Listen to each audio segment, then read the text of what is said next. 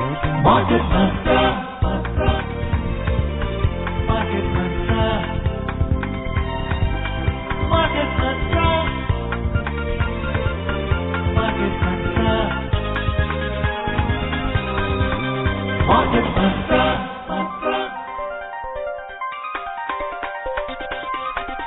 Market Mantra. Good evening and welcome to the Saturday edition of Market Mantra, in which we give you a complete update on the economic news of the day. Today we'll also be taking calls from you, our listeners, and any queries that you may have on business, economic and stock market matters. But do remember that we don't address stock or company specific queries. The numbers to call us on are 2331-4444, 2371-7106 or 2342-1050. And those of you who would be calling us from outside Delhi, please prefix 011. My name is Rajesh Lake, and with me is my co-anchor in Hindi, Amrish Saxena. नमस्कार श्रोताओं, कारोबारी खबरों के साथ market मंत्र हाजिर है। आज शनिवार है और हर शनिवार की तरह आज भी हम व्यापारिक और आर्थिक मुद्दों से जुड़े आपके सवालों के जवाब देंगे। सवाल पूछने के लिए आप हमें इन नंबरों पर फोन कर सकते हैं 23717106 और 23314444। हमारा तीसरा नंबर है 23421050। दिल्ली से बाहर के श्रोता इन नंबरों से पहले STD कोड 011 भी डायल करें। आपके सवालों का जवाब देने के लिए हमारे साथ मौजूद हैं आर्थिक विशेषज्ञ यामिनी अग्रवाल।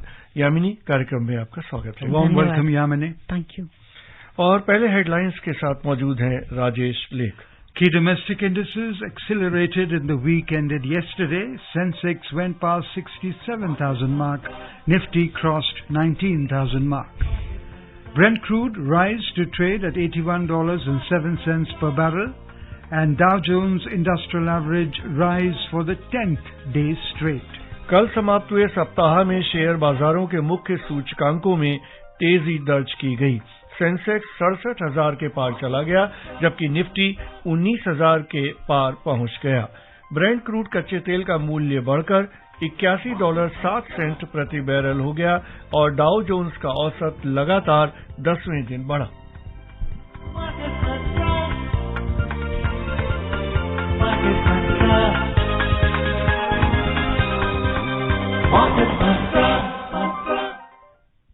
और आज की पहली खबर, देश के इक्विटी बाजार में तेजी का रुख इस सप्ताह भी जारी रहा और निफ्टी 20,000 के आंकड़े के पास, जबकि सेंसेक्स पहली बार 67,000 अंकों के पार चला गया।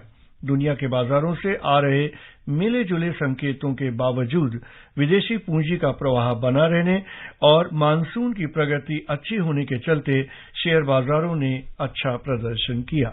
इस सप्ताह बंबई शेयर बाजार का सेंसेक्स 623 अंक यानी 0.94% बढ़कर 66,684 अंकों पर बंद हुआ, जबकि निफ्टी 180 अंक यानी 0.92% की बढ़त के साथ 19,745 अंकों पर जा पहुंचा।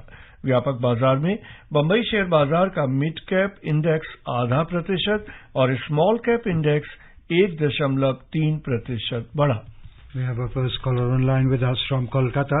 Vikas Mehto, we welcome you. Please go ahead and ask your question. हाँ, नमस्ते सर, मैं विकास कोलकाता से। हाँ जी, बोलिए, सवाल पूछे।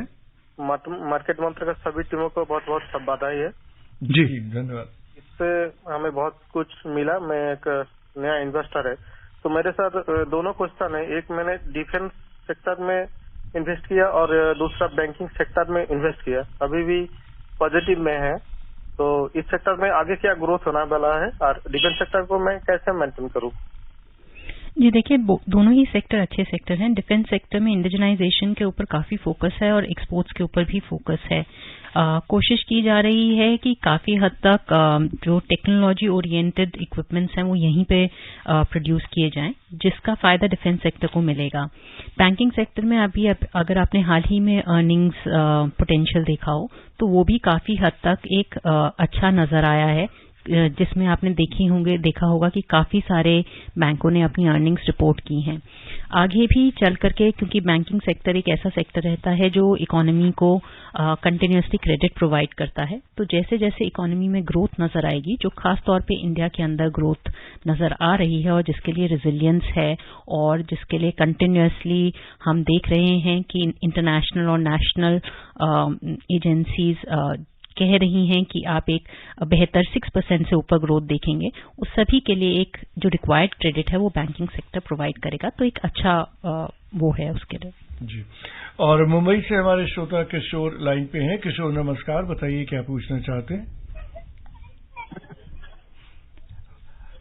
उससे पहले भारत भूषण हमारे साथ हैं दिल्ली से।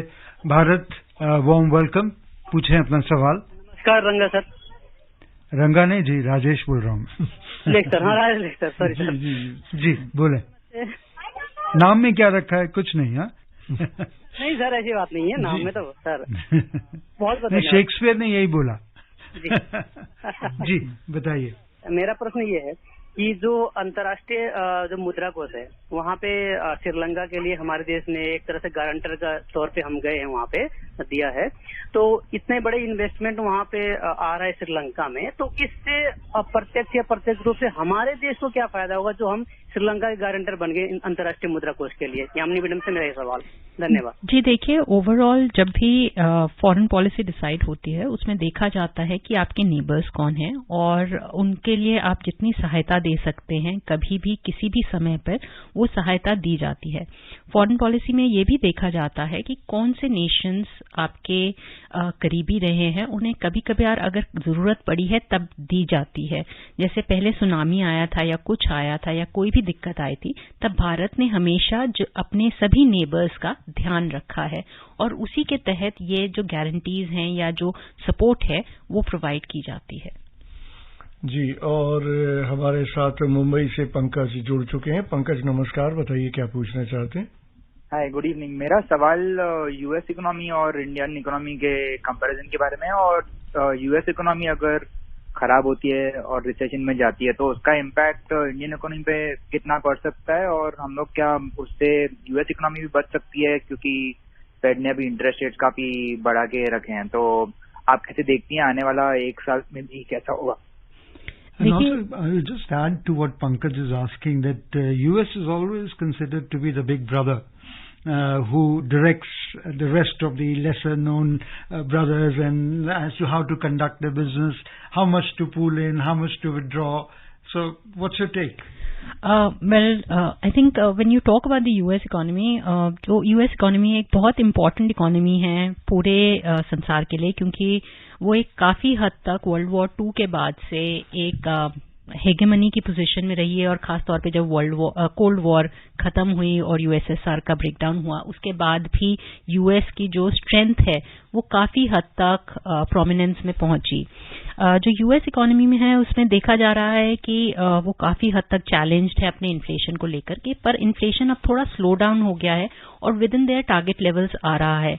उनका जो जॉब डेटा है वो भी इम्प्रूव कर गया है, जिसके बारे में वो रिसेशन में कह रहे हैं अभी अंदाजा लगाया जा रहा है, क्योंकि जो बाकी के देश हैं और यूएस है उसमें थोड़ी बहुत इम्प्रूवमेंट आई है इन्फ्लेशन को लेकर के, तो शायद वो पूरी तरीके से रिसेशन में ना जाए।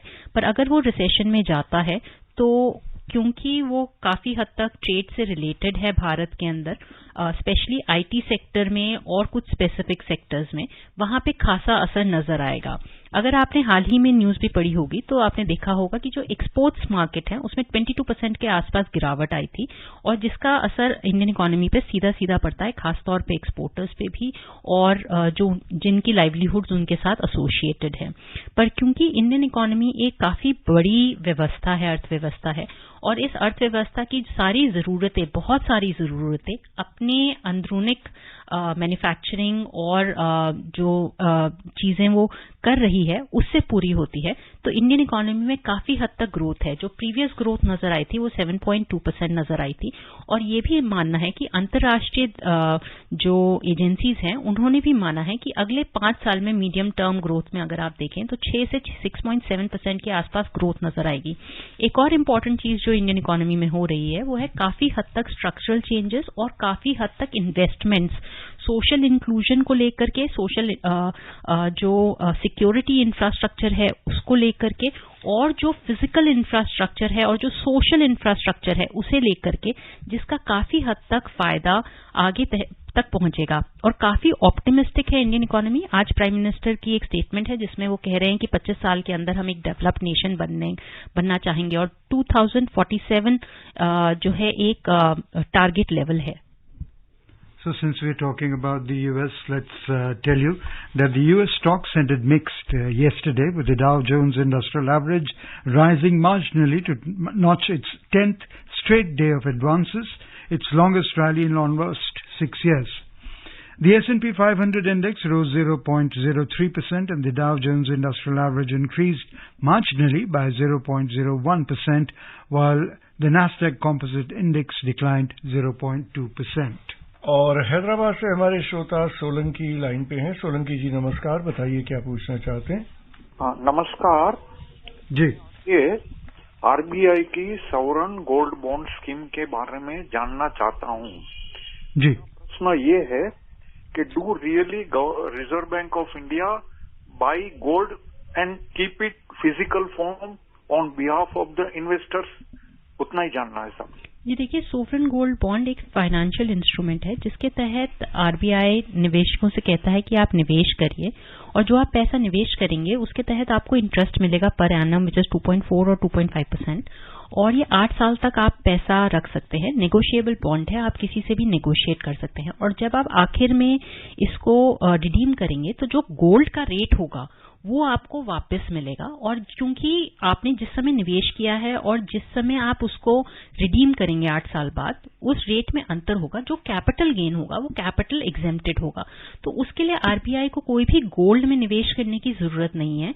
ये सिर्फ एक माध्यम है आपको गोल्ड से बेंचमार्क करते हुए, ताकि आपका निवेश फिजिकल की जगह एक फाइनेंशियल इंस्ट्रूमेंट में आए जिसका आप इस्तेमाल कर सकें भारत की प्रगति में। क्योंकि खास तौर पे जब गवर्नमेंट या आरबीआई कोई भी पैसा आपसे किसी भी बॉन्ड के माध्यम से या किसी बेंचमार्क बॉन्ड्स के माध्यम से उठाता है तो वो उसे प्रायोरिटी सेक्टर्स या सोशल सेक्टर्स या और बहुत सारे जो इंपॉर्टेंट सेक्टर्स है उसमें निवेश करता है।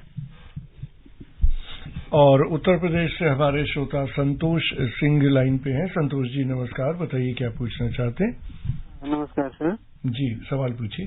सर मैं ये जानना चाह रहा था कि जैसे मान लीजिए कोई भी आम आदमी अगर शेयर मार्केट में इन्वेस्ट करता है जी, कि उसकी इनकम जो है इनकम टैक्स में नहीं आता, मतलब उतनी इनकम नहीं है जो उसको टैक्स भरना हो, तो भी क्या शेयर मार्केट वालों को टैक्स भरना ही होगा अगर उसमें इन्वेस्ट किया है? तो अगर उसको प्रॉफिट हुआ या लॉस हुआ, लॉस से तो नहीं, लेकिन प्रॉफिट हुआ तो क्या भरना ही होगा? उसके अलावा और कोई चारा नहीं है?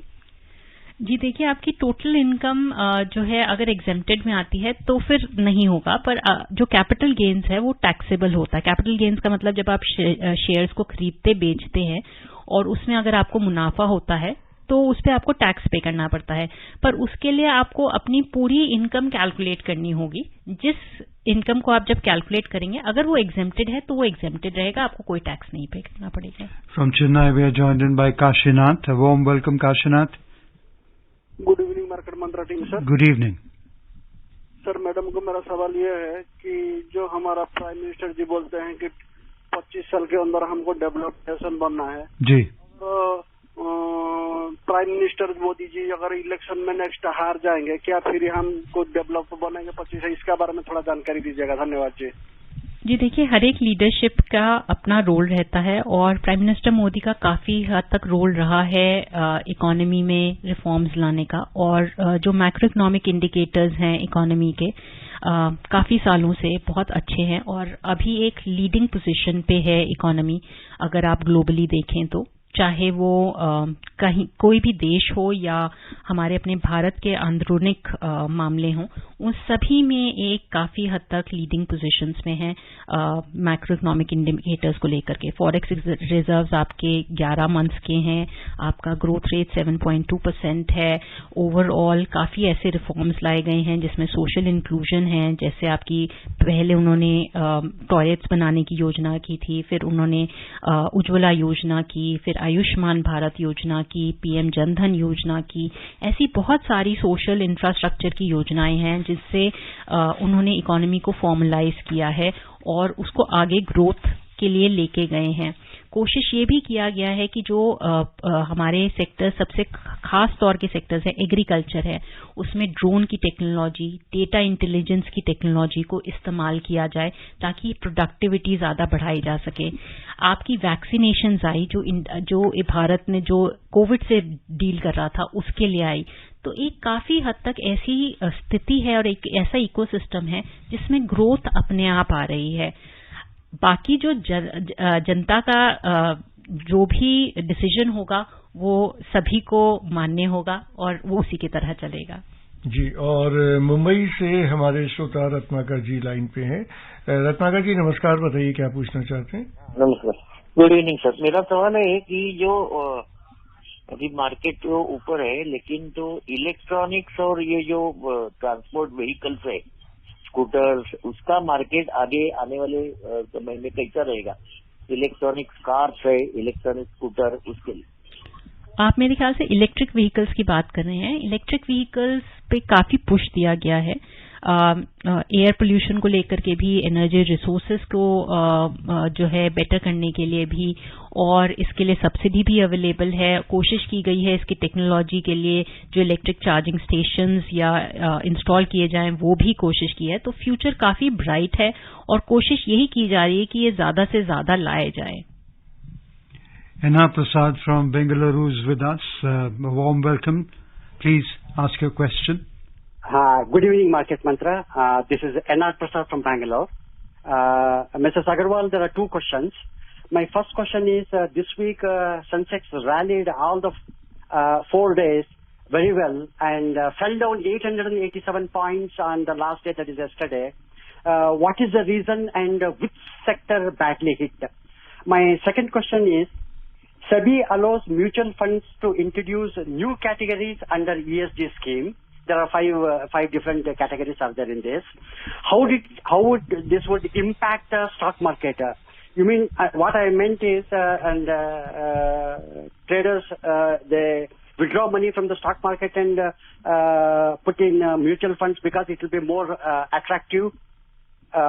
These are my two questions. Thank you. Okay, so first of all, for your first question, the stock markets have been primarily rallying because there has been a lot of confidence in the foreign investors with respect to the Indian economy. One that is attributed to is the fact that the macroeconomic indicators are positive, and a lot of international agencies have given the thrust that India is the fastest growing economy and is the bright spot in the economy.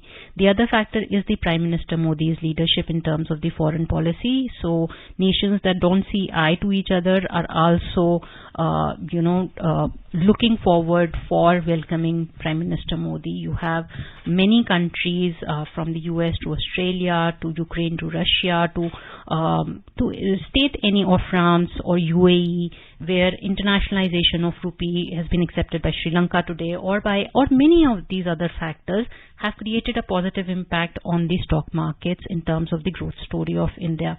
The drag primarily came from the IT sector and one specific stock which is there. So you can actually see the drag over there. And again, US recession is one of the reasons over there, because a large amount of IT sector exports contribute to the earnings of the big companies that we are talking about. Also, the next week, the Federal Reserve Bank's statement with respect to the federal rate, and many other banks' particular position with respect to their interest rates and how they have taken down the slowing of their inflation will play an important role in the next week. और नोएडा से हमारे श्रोता VK. Gupta ji line पे हैं। गुप्ता जी नमस्कार, बताइए क्या पूछना चाहते हैं। मेरा सवाल है कि मेरे पास कुछ शेयर्स हैं जो मेरे को घाटा जा रहा है और उन शेयर्स पे डीलिस्टिंग हो गई है, ट्रेडिंग हो नहीं रही है, डीमेट अकाउंट में पड़े हुए हैं, तो मैं उनको कैसे मतलब जीरो बैलेंस पे जीरो प्राइस पे बेच के मैं लॉस बुक करना चाहता हूँ ताकि मेरा प्रॉफिट जो है वो थोड़ा ऑफसेट हो जाए। क्या प्रोसीजर है उसका? जी देखिए, जब शेयर डीलिस्ट हो जाता है तो वो स्टॉक मार्केट्स पे नहीं रहता और वहां पे ट्रेड नहीं कर सकते, पर जो डीलिस्टेड शेयर्स हैं वो आप ऑफर कर सकते हैं जो उस कंपनी की मैनेजमेंट है या एम्प्लॉयज हैं या उन लोगों को। तो आप वहां से कोशिश कर सकते हैं कि अगर वो बायबैक ऑफर करें तो आप उसमें बायबैक में उनको वो शेयर्स दे दें। डीलिस्टेड शेयर्स में जो घाटा है वो आप पूरा नहीं कर सकते क्योंकि ट्रेडिंग के लिए वो स्टॉक मार्केट्स में अवेलेबल नहीं है और सिर्फ बाहरी मार्केट्स में आप उनको बेच सकते हैं। M. Kabir from Vadodara joins us. A warm welcome, Kabir. Sir, good evening. I'm Kabir. Good evening. Sir, my question is about procedures for filing income tax refund. While filing income tax refund, the thing which is generally noticed among the people is what people does, they fills into various sections. Though they are not eligible for, they fills into section 80D, section 10 of 13, and like while buying, purchasing electric vehicles, medical expenses. Though people doesn't spend their money in that, but people, the amount of getting clients, people does it, and moreover they get the refund also. So this gives a disappointment to the other pillars. So what is ma'am's opinion in this regard, sir? Are we allowed to fill like this, or how far the CPC is checking all these things? That is my question, sir. Okay, so when you fill up the income tax return, whether it's ITR 1, 2, 3 or 4, it demands that you actually provide for your income. Also at the same time, when you are also allowed for certain exemptions and deductions which are given and defined in the different heads of in which your income is being calibrated. So when you opt for an exemption or a deduction, it should be available to you. So it is first of all not right to seek an exemption or a deduction which is not available to you. Because at any given point of time, if the income tax authorities open your income tax returns, they can ask for the requisite documents, and there is a very severe penalty to not paying the income tax, which is several times higher than what tax you might have saved. So that is of no use. The other fact is that the refund automatically comes to you by the way that whatever TDS you have paid versus what is the tax that you have to pay according to the ITR, which now is a very automatic system of taking the different values that are there. And the assessments are also very continuous and pretty fast. So you will get a response sooner in terms of your refunds. Jitendra joins us from Jaipur. A warm welcome, Jitendra. Please ask your question. Hello ji, सवाल पूछें। हाँ अच्छा madam, ये जैसे IPO रहता है तो मैंने उसका सब बुक भी पढ़ के देखा, जैसे न्यूज में भी सब पढ़ के देखा, तो बहुत सा कंपनी प्रॉफिट में भी रहता है लेकिन उसके जो है उसका परफॉर्मेंस स्टॉक मार्केट में उतना ढंग से करता नहीं है। इसके पीछे क्या रीजन, जबकि प्रॉफिट भी है, सब कुछ ठीक है, तो ये सब के पीछे क्या रीजन होता है? जी देखिए, चाहे आप आईपीओ लें या आप और कोई स्टॉक लें, जो भी ट्रेडिंग पोजीशंस होती हैं वो जरूरी नहीं है मैच करें कंपनी के अर्निंग्स को लेकर के, क्योंकि ट्रेडिंग जो है इस बात पे निर्भर करती है कि कितना रिटर्न जो है इन्वेस्टर्स एस्टिमेट कर रहे हैं। बहुत सारे स्टॉक्स वैल्यू स्टॉक्स भी होते हैं जिनमें अच्छी अर्निंग्स होती हैं, पर उसमें ट्रेडिंग नहीं देखी जाती। ट्रेड बहुत जरूरी है इन्वेस्टर के लिए निवेश करने के लिए, प्राइमरीली क्योंकि आपको एग्जिट रूट चाहिए होते हैं, कैपिटल गेन्स चाहिए होते हैं। कुछ कंपनीज डिविडेंड्स भी बहुत अच्छा पे करती हैं, तो वो भी एक अच्छा रूट होता है।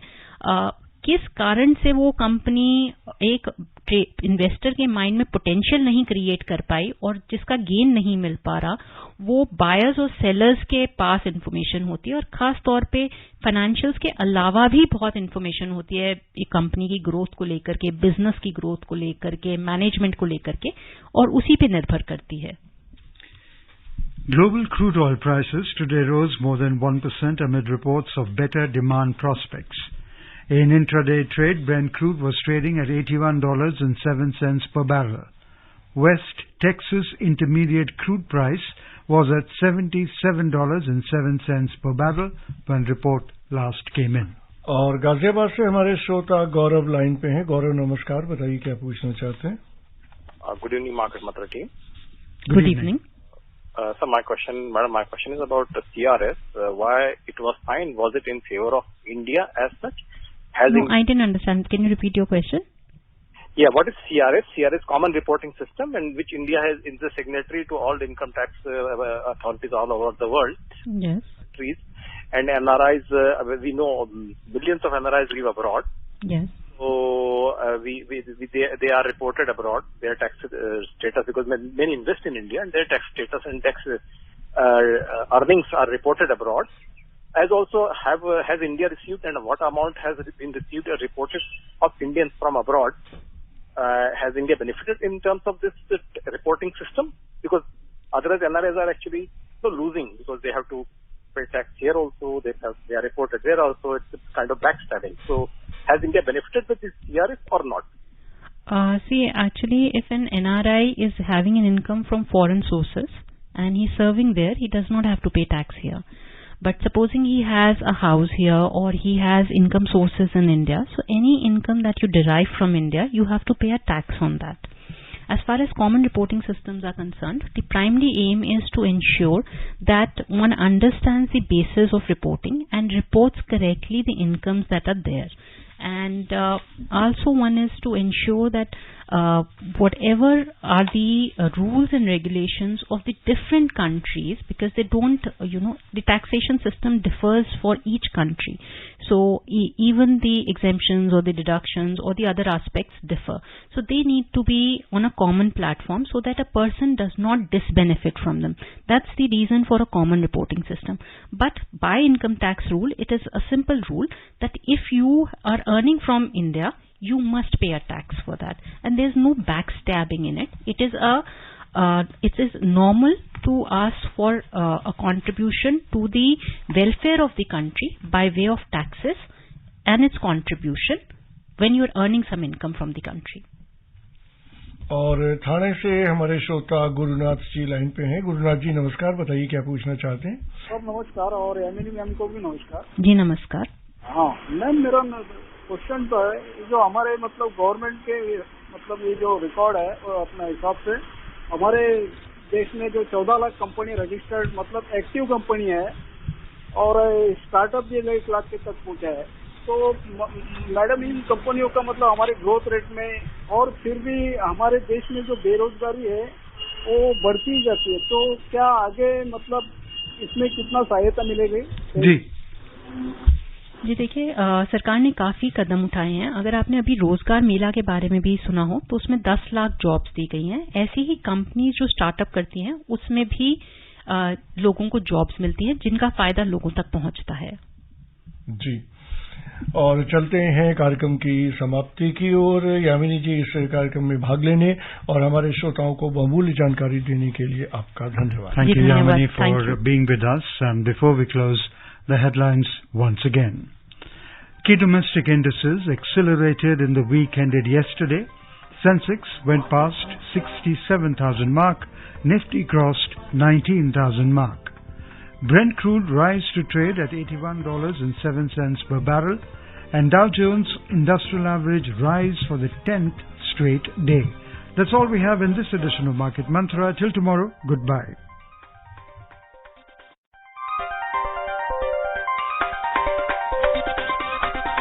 Market Mantra.